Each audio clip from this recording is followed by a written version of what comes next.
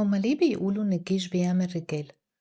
والسؤال الأهم، إحنا كأبهات وأمهات لو ابننا ما دخلش الجيش أو حتى لو دخل الجيش، هل فكرنا أصلا هو إيه اللي بيحصل للولد هناك وبيخليه يرجع مختلف؟ إيه اللي بيتعلمه؟ وإيه اللي بيتغير جواه؟ والأهم، هو إحنا محتاجين نستنى لحد ما ابننا يبقى كبير ويدخل الجيش عشان يتعلم الحاجات دي، ولا إحنا ممكن نبدأ نعلمها لهم من دلوقتي في البيت؟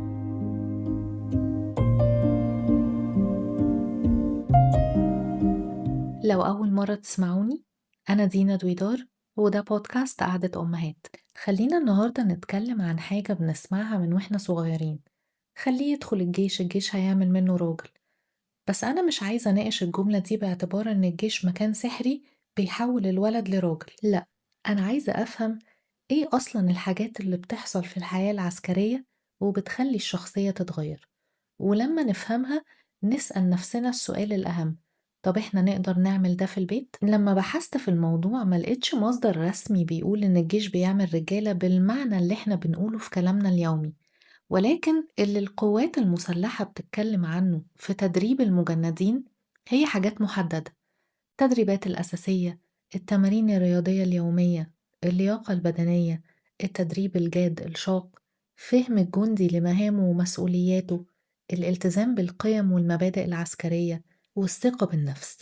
فخلينا نفكك الحاجات دي واحدة واحدة، لأن لو عرفنا اللي بيحصل هناك هنكتشف إن جزء كبير منه برضه ممكن يحصل هنا. أول حاجة الانضباط. الولد في الحياة العادية ممكن يبقى عنده اختيار في كل حاجة: ينام إمتى، يقوم إمتى، يذاكر إمتى، إمتى يرتب حاجته، إمتى يعمل اللي عليه. ولو مش عايز ممكن أمه تدخل تنقذه: خلاص يا حبيبي أنا هعملها لك، معلش سيبوه، هو تعبان، هو لسه صغير.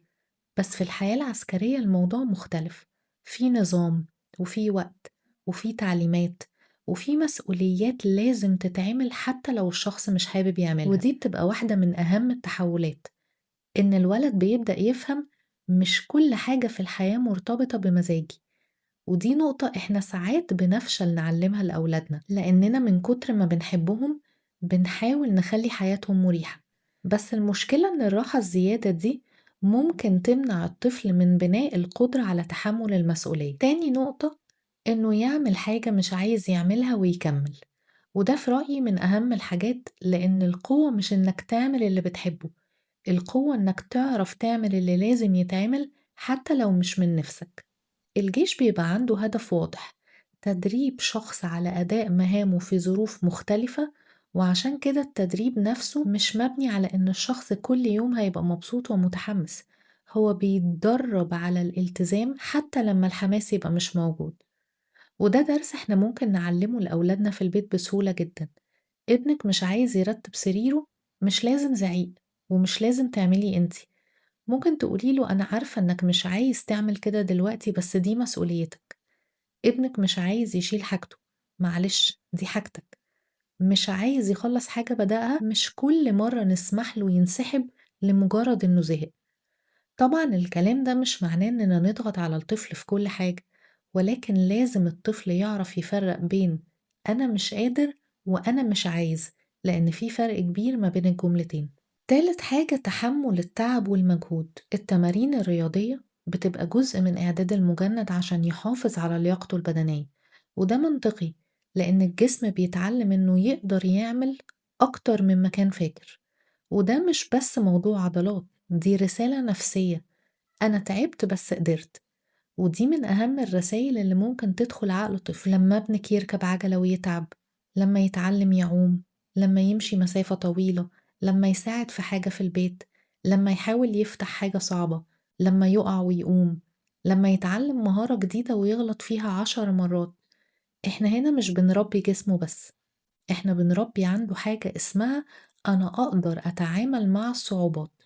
ودي من أهم صفات الإنسان القوي. نيجي لرابع حاجة وهي المسؤولية. في الجيش الجندي مش مجرد شخص موجود، هو عنده مهمة وعليه مسؤولية.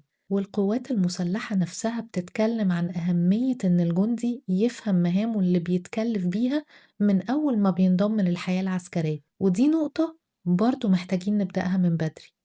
لأن في فرق كبير ما بين إن ابنك يساعدك وما بين إن يبقى عنده مسؤولية. يعني مثلا لما أقول لابني ممكن تحط طبقك في الحوض، دي مساعدة، لكن لما أقوله أنت مسؤول إن طبقك يروح مكانه بعد ما تخلص أكل، دي مسؤولية.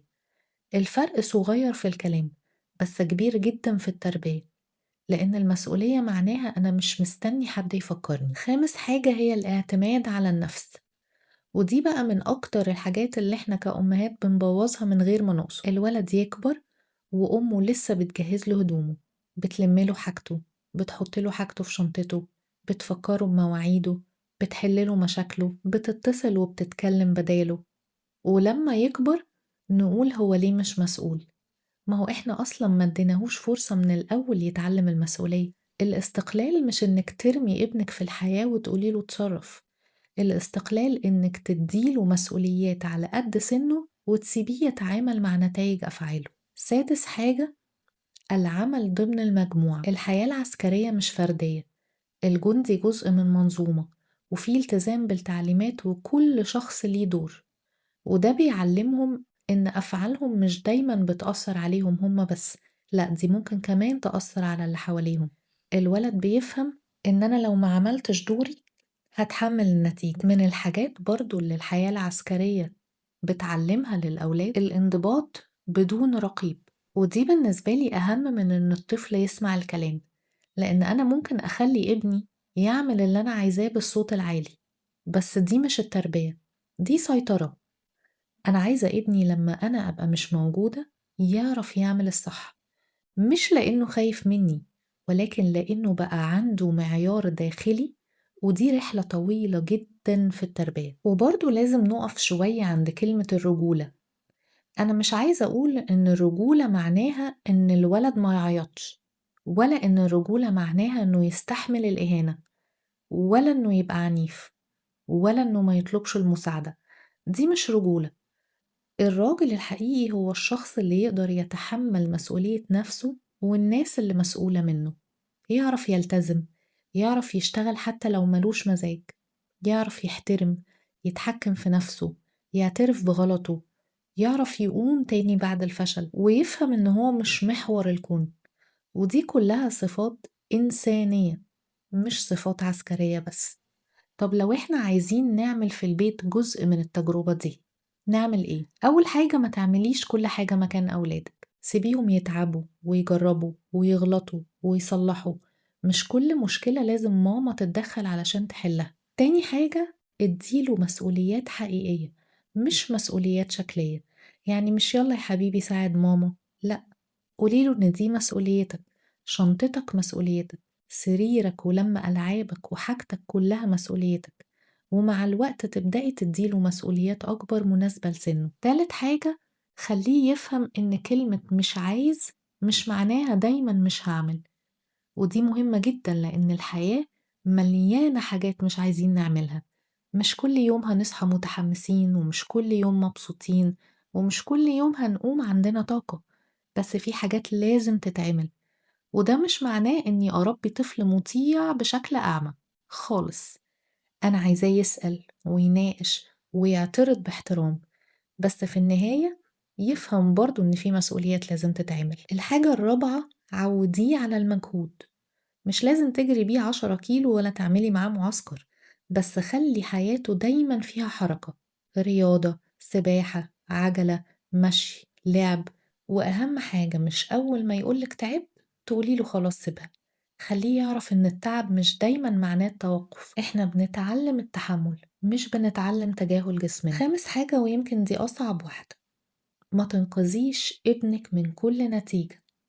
لو نسي حاجة خليه يتعلم، لو بوظ حاجة خليه يصلحها، لو اتأخر خليه يتحمل نتيجة التأخير المناسبة لسنه. اتخانق مع صاحبه، ساعديه يفكر، بس ما تحليش المشكلة مكانه. لأن الطفل اللي كل ما الدنيا تخبط فيه يلاقي أمه واقفة بينه وبين الخبطة، هيكبر وهو مش عارف أصلا يتعامل مع الخبطات. في النهاية أنا ما بقولكوش إن انتوا تحولوا بيتكم لمعسكر، ولا إن الأم تبقى ضابط وابنها مجند، ولا إن التربية لازم تبقى قسوة وصوت عالي وأوامر. أنا شايفة إننا نقدر ناخد المعاني اللي موجودة في التدريب العسكري ونحطها في تربية إنسانية سوية، انضباط، مسؤولية، اعتماد على النفس، تحمل للمجهود، نعلمهم الالتزام والعمل مع الآخرين، والأهم إن الطفل يتعلم يعمل الصح حتى لو مفيش حد واقف فوق دماغه. أنا في الآخر مش عايزة ابني يكبر وهو بيطيعني طاعة عمياء، أنا عايزاه يكبر وهو عارف يعتمد على نفسه، مش عايزاه يخاف من السلطة، عايزاه يعرف يحترمها ويختلف معاها باحترام، مش عايزاه يستحمل الألم علشان يثبت إنه راجل، عايزاه يعرف إن القوة الحقيقية أحيانا إنك تقول أنا محتاج مساعدة، ومش عايزاه يبقى قاسي، عايزاه يبقى قادر يشيل مسؤولية نفسه، قادر يحمي اللي مسؤول عنهم، قادر يشتغل وقت ما الشغل يبقى محتاجه، قادر يقوم لما يقع، وقادر ياخد قراراته ويتحمل نتائجها. يمكن فعلا الجيش بيعلم الولاد حاجة بتخليهم يخرجوا مختلفين، بس السؤال اللي أنا عايزة كل أم تسأله لنفسها، هو أنا لازم أستنى 20 سنة عشان ابني يتعلمهم ولا أقدر أبدأ من النهاردة؟ مش عشان أطلع راجل بالمفهوم اللي الناس بتقوله، ولكن عشان أربي إنسان قادر، وده أهم بكتير. يا رب تكون حلقة النهاردة عجبتكم، وأشوفكم في حلقة جديدة من قعدة أمهات.